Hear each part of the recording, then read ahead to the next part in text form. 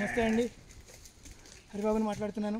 మన తోటలో మన పెంటపోగండి ఆవుల షెడ్ చూశారు కదా, ఇది ఆవుల షెడ్.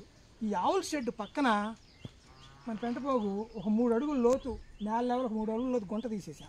దీని నిండా పెండ ఒక 8 టిప్పర్లు 9 టిప్పర్లు అయిన దాకా నిలవగడతా. 10 టిప్పర్ల దాకా సంవత్సరానికి ఒకసారి 10 టిప్పర్లు అయింది అనుకుందాం. మన తోటలో ప్రూనింగ్ చేయబడిన కొమ్మ, ఆకు, అలవంలో వీటన్నిటిని పోగేసి ఎండగొట్టి పొడి పొడి చేసి నుజ్జు చేస్తే బయోమాస్ అంట. అది 5 టిప్పర్లు 7-8 టిప్పర్లు ఇది పెండ కలిపి 2000 లీటర్ల ఆవుమూత్రం కలిపి అమృత్ మిట్టి తయారు చేస్తానండి.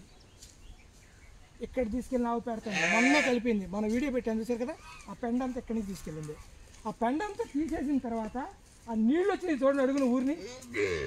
ఆ నీళ్ళు అది ఏంటంటే కంపోస్ట్ కాంకాక్షన్ అంటారు. కంపోస్ట్ కాంకాక్షన్ అంటారు. చూడండి ఎంత రంగు వస్తుందో చూసారు. నీళ్ళు ఎంత శ్రేష్టం అంటే, మీకు ప్రకృతిలో దొరికే, ప్రకృతి కాదు న్యాచురల్ కెమికల్స్ ఉంటాయి కదా, ఎన్పీకేలు, బున్పీకేలు, చెత్త చెదారం, వాటన్నిటిలో వీటిల్లో ఉన్నంత పోషకాలు అసలు వాటిలో ఉండదండి. అంత అద్భుతమైన కాంకాక్షన్ అనమాట అది, కషాయం. అదేంటంటే కంపోస్ట్ కాంకాక్షన్ అంటారు. అద్భుతంగా ఉంటుందండి. అది ఎంతో ఒక పక్క గుంటలో తీసి కొన్ని చెట్లకి వేస్తే అద్భుతమైన పోషకాలు ఉంటాయి. దీన్ని తీస్తే ఆ మూల గుంట తీసి కొద్దిగా వచ్చినట్టు తీస్తే మాకు వస్తాయి అనమాట. సో దాని పక్కన చూడండి, ఇదంతా మన హెర్బల్ డీజిల్.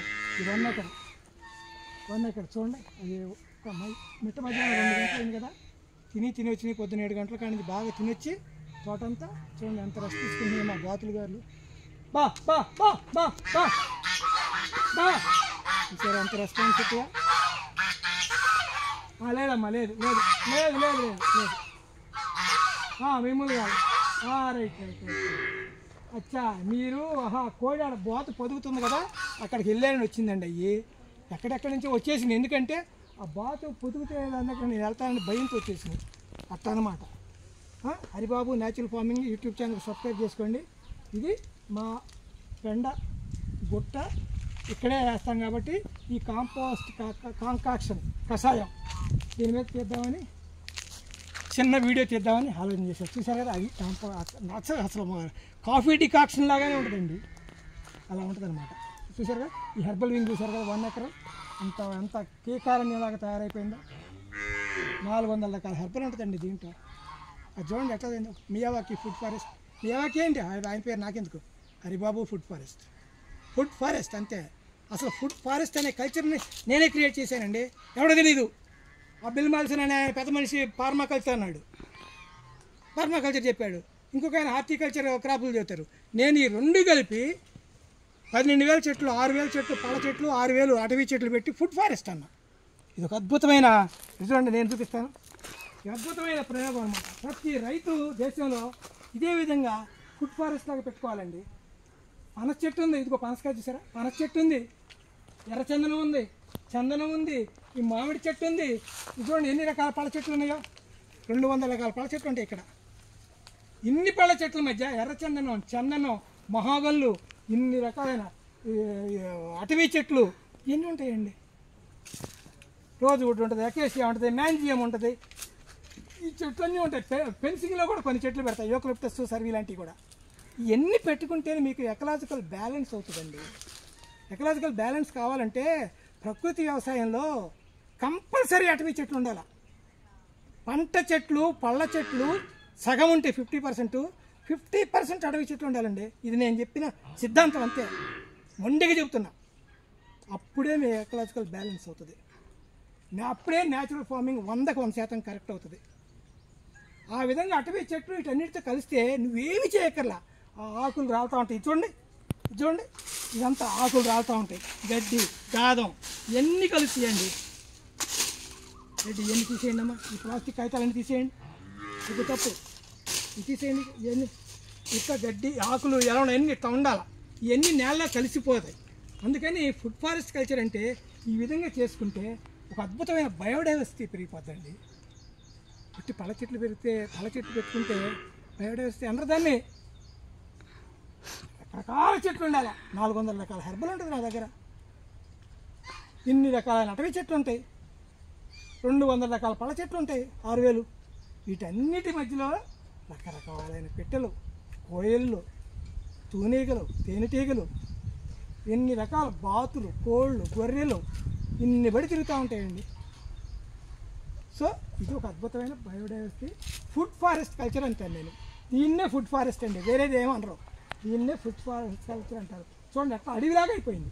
జస్ట్ 8 ఏళ్ళు 9 ఏళ్లలోనే ఒక అడవి అయిపోయింది. అది ఇంకొక 10 ఏళ్ళు పోతే దీన్ని అసలు ఎవరు ఈ దేశంలో కల్లా నంబర్ 1 ఫుడ్ ఫారెస్ట్ అయిద్దండి. మనమే క్రియేట్ చేసింది ఫస్ట్ ఫుడ్ ఫారెస్ట్ అనేది. ఎవరు తెలియదు, ఎవరు చేయలేదు. పెడితే 1000, 2000, 10 ఎకరాల్లో పళ్ళ చెట్లు పెడతారు అంతే. ఈ విధంగా పళ్ళ చెట్లు, అటవీ చెట్లు కాంబినేషన్లు పెట్టి ఏది మనం ఏరోమాటిక్ ప్లాంట్లు పెట్టి ఇన్ని రకాలు క్రియేట్ చేసుకొచ్చినందువల్ల ఫుడ్ ఫారెస్ట్ అంటాను నేను. అడవి ఏ విధంగా ఉంటుంది, కొలిసి లెక్కేసి 6 అడుగులు 3 అడుగులు లెక్కలో ఏముండవు. పెద్ద చెట్టు అమ్మట చిన్న చెట్టు, మీడియం చెట్టు చిన్న చెట్టు ఎట్ట పడితే అట్ట పెరుగుతూనే ఉంటాయి. చూడండి ఇంతలో పెద్ద చెట్టు పనస చెట్టు బతికిద్దా, శ్రీగంధం ఎర్రచందనం బతుకుందా, మామిడి చెట్ట ఎర్రచందమా, ఈ మధ్యలో చూడండి ఇది మల్టీవిటమిన్ అండి, హెర్బల్. ఇది మల్టీవిటమిన్. ఇది పతంజలి స్టోర్స్లతో అమ్ముతారు. ఆకు నీడలో ఎండబెట్టి పొడి చేసి తాగితే మంచి కషాయం, అద్భుతం అన్నమాట. ఇది మళ్ళీ ఈ పళ్ళ చెట్టుకి ఇదిగో క్లైంబర్. ఇదేంటంటే మన ఇది పళ్ళ చెట్టు, ఏది మన ప్యాషన్ ఫ్రూట్. అట్లా అల్లించుకోవాలండి.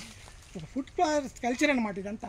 అడవి ఏ విధంగా ఉంటుంది, నల్లమల్లి ఫారెస్ట్లో మన అదేది మైసూరు అడవులు ఉంటాయి.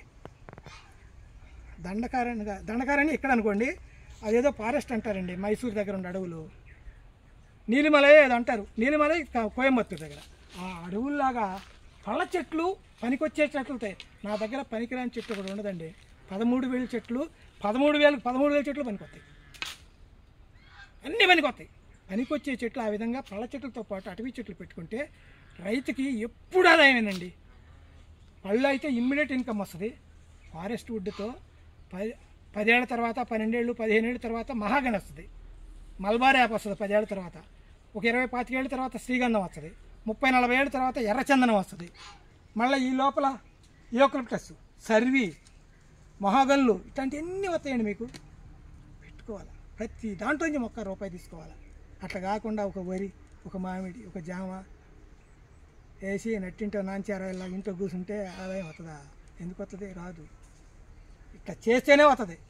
ప్రకృతి వ్యవసాయం చేయాలా, న్యాచురల్ ఫార్మింగ్ చేయాలా, ఆవులు, కోళ్ళు, గొర్రెలు, బాతులు అన్నీ పెంచుకోవాలా, అద్భుతమైన సాయిల్ ఫర్టిలిటీ పెంచుకోవాలా, ఇట్లాంటి ఫుడ్ ఫారెస్ట్లు తయారు చేయాలా, ఎకరంలో 2 ఎకరాలు 3 ఎకరాల పంట తీయాలా, డబ్లింగ్ ట్రిబులింగ్ ఫార్మర్స్ ఇన్కమ్ పెంచుకోవాలా. హరిబాబు న్యాచురల్ ఫార్మింగ్ యూట్యూబ్ ఛానల్కి సబ్స్క్రైబ్ చేసుకోండి ఫ్రెండ్స్. Thank you.